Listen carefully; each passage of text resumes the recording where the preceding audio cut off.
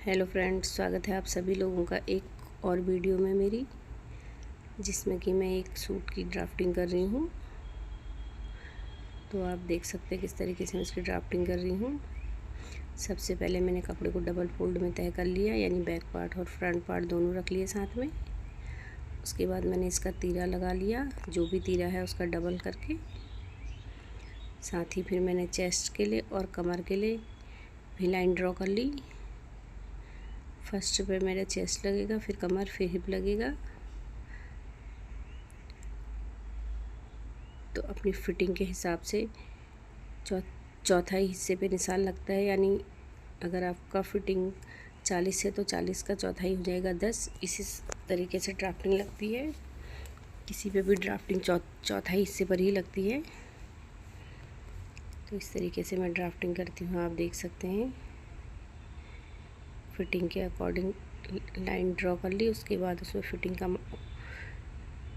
Fitting की drafting लगा ली है।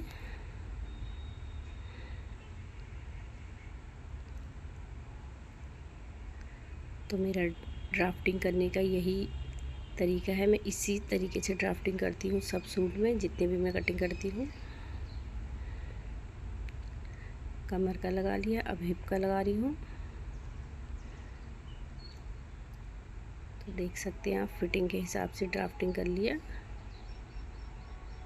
साथ ही आप हिप से कमर तक और कमर से चेस्ट तक लाइन ड्रॉ कर लेंगे, जिसमें कि बाद में हमको सिलाई लगानी है।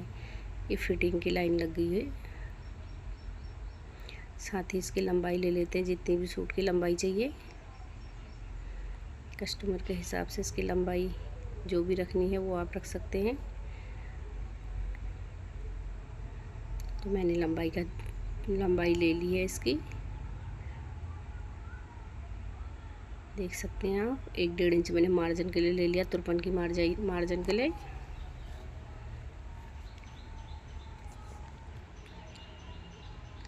साथ ही साइड के मार्जिन लगा लें, जिसमें कि तुरपन होगी। कुछ इस तरीके से आप देख सकते हैं। 1/2 इंच अंदर करके मैंने आर्म होल के लिए निशान लगा लिया। 1/2 इंच अंदर फ्रंट पल्ले के लिए और बैक पल्ले के लिए 1/2 इंच बाहर। तो साथ ही इसकी कटिंग कर देते हैं। अब चारों पेज एक साथ ही कटिंग हो रही है इसकी। सबसे पहले बैक पार्ट की कटिंग करेंगे। बैक पार्ट यानी कट तो सब साथ ही हैं। बैक पार्ट के आर्म होल की कटिंग होगी सबसे पहले, उसके बाद फ्रंट पार्ट की होगी। तो एक कॉटन फैब्रिक का सूट है, सिंपल सूट है, जो कि कोई भी अगर बनाना चाहता है अपने घर में, किसी के पास सूट हो, इन्होंने बोला कि हमें बनाना है सूट, तो आप इस तरीके से ड्राफ्टिंग करके आसानी से अपना सूट बना सकते हैं।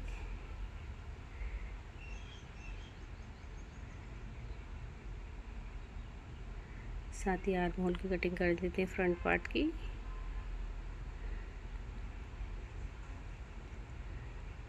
तो ये ड्राफ्टिंग दूसरे पेज में भी दूसरे साइड उठा लेते हैं पेज के, ताकि इस साइड भी लाइन ड्रॉ कर देंगे और फिटिंग इसी के ऊपर लगेगी।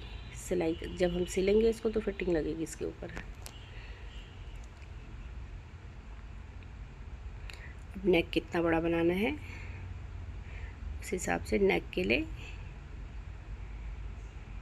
मार्जिन लगा दिया। साथ ही बैक पार्ट की कटिंग कर देते हैं नेक की।